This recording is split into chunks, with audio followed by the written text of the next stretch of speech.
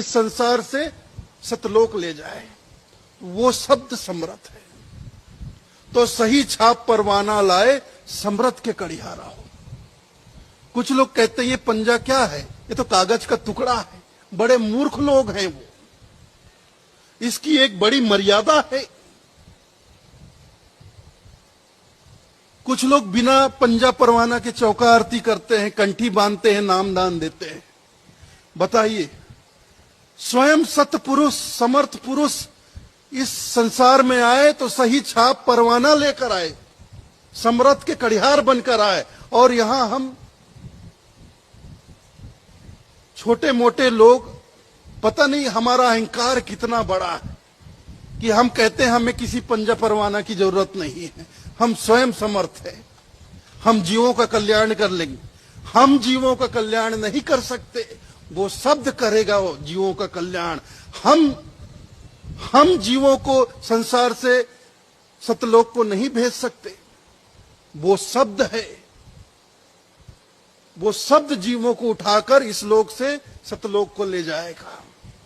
तो ये मर्यादा हमें समझनी चाहिए। लेकिन अहंकार है ना, अहंकार मनुष्य की मति भ्रष्ट कर देता है। और एक बार मनुष्य की मति भ्रष्ट हो जाए, ऐसे मनुष्य को फिर किसी दुश्मन की जरूरत नहीं होती, वो खुद अपना दुश्मन बन जाता है।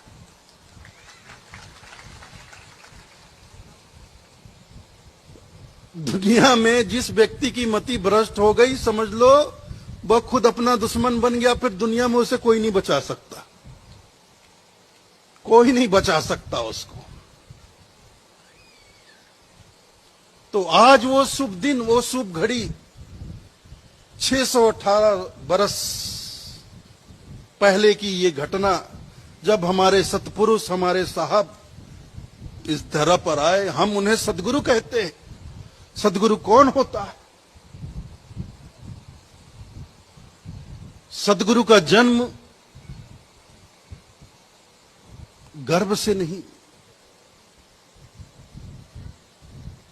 संत मलुकदास ने हमारे साहब के लिए एक वाणी कही है, 4 दाग से सदगुरु न्यारा, 4 दाग से सदगुरु न्यारा, अजरो अमर शरीर, दास मलूक सलूक कहत है, खोजो खसम कबीर। जो सदगुरु होते हैं वो 4 दाग से न्यारे होते हैं।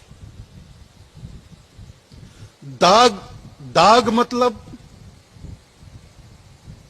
दाग धब्बा नहीं, जो कपड़े में दाग लग जाता है, धब्बा लग जाता है, वो दाग नहीं। दाग कहते हैं अग्नि को। जैसे किसी का शरीर मृत हो गया तो उसे दाग देते हैं, चिता में जला देते। जला देने को दाग देना कहता है, अग्नि को दाग कहा जाता है। तो इस संसार में 4 दाग हैं, 4 तरह की अग्नि है जिसमें यह जीव जलता है, जिसमें यह जीव जलता है। पहली अग्नि है गर्भ की अग्नि, गर्भाग्नि जिसे कहा जाता है। दूसरी अग्नि है जठराग्नि, पेट की अग्नि, जठर अग्नि जिसे कहा जाता है, पेट की अग्नि जिसे कहते हैं भूख।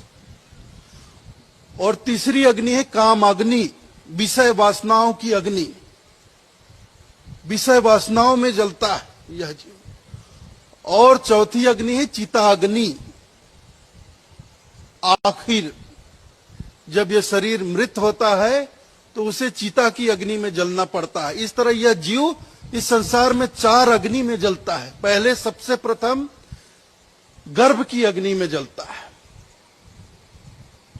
लोग, पागल लोग, मूढ़ लोग, अज्ञानी लोग कहते हैं कबीर साहब गर्भ से, विधवा ब्राह्मणी के गर्भ से जन्म लिए, जबकि साहब स्वयं कह रहे हैं हम अविगत से चले आए, कोई भेद मरम ना पाए, ना हम जन्मे गर्भ बसेरा बालक होए दिखलाए।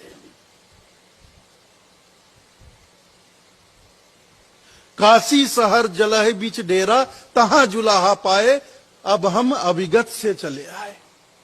ना हम जन्मे गर्भ बसेरा बालक होए दिखलाए। साहब स्वयं कह रहे हैं, फिर भी पता नहीं कुछ मूढ़ लोग हैं, गंवार लोग हैं, वो चिल्लाते रहते हैं कि कबीर का जन्म विधवा ब्राह्मणी के गर्भ से।